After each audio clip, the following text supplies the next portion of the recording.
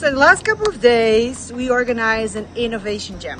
And the Innovation Jam is a pressure cooker event where different groups of people, in this case students, businesses and lecturers, come together to address in a very short period of time a specific industrial problem with innovative solutions. So that's what we've been working on.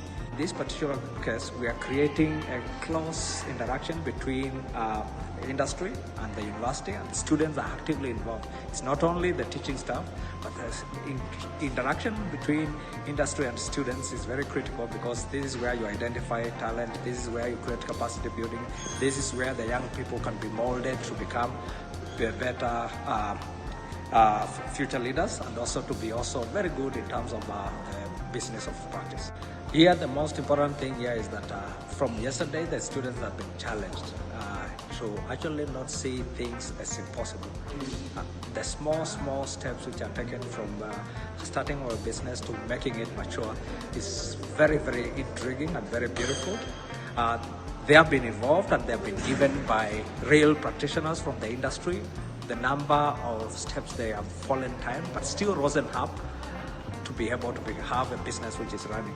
And this involvement in solving problems which exist within the industrial setup for me is very critical, because they link that problem to a research question which now they can adapt for their thesis. What I really enjoyed is yesterday we started and people did not really know what to expect. So they were sitting on their seats and they were not quite sure what was going on. And then we invited the businesses to sit at the front and we had a panel discussion. And what happened was really unplanned. So a real discussion developed about what the problems the businesses have and how they can be addressed by students.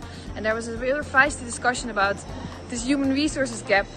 Basically that the businesses struggle with human resources while the students struggle to find jobs. And that discussion really developed naturally, and then everybody was very engaged and people had a lot to say about it. And I think that was really great, because it wasn't even on the program that would happen, but it just came about, and it was, I think, a very important discussion to have. What surprised me the most in this process is that how people were so engaged. Everyone was engaged, the students, the lecturers and the businesses. The businesses stayed, most of them, until the end. They gave up 2 days, two full days of their work to be here with students working, and the lecturers played a very important role as well. You know, they were very excited to see the students react so well. And I think at the end, we already talked with some lecturers that are interested in promoting this type of experiences more often and to actually include it in the curriculum. So in that sense, I think it was very positive, even though it's an experimental approach, that people took to it so nicely, and that they wanted to continue using it. So I think what I saw that the businesses appreciated is the different perspectives young people can bring in. So obviously the business, the people, these were all women. They're very experienced and they've worked very hard to get where they are. So they've seen a lot. They were saying they failed a lot. So at some stage I think they've seen it all and they know exactly what it is that they can do and where their limitations lie. But because the students, they bring in a lot of different perspectives and experiences, and they're just young, and so they think differently. And I think that was really nice to bring that together and have that conversation. I think given the situation where we're in Kenya right now, there is need to strategically start thinking on how we can twin university research, on how we can twin university research with the community of practice through industry and community service. A lot of people at the universities now have not received funding. Capitation is going down. So universities have to reinvent ways of fundraising. One way of doing this is by involving industries. But the industries must see value for money for why they are getting in.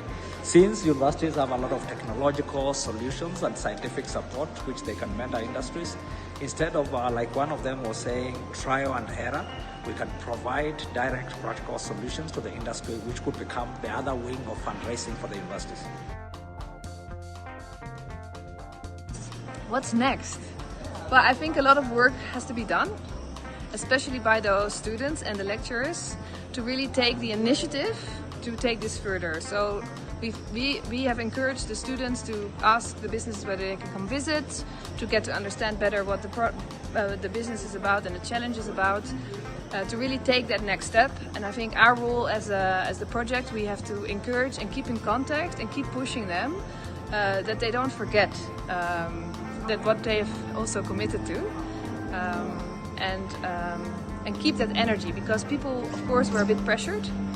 There was 2 days and they had to work very hard, but we've achieved a lot in 2 days. So they need to keep that energy high, and I think we have to play an important role in that as well.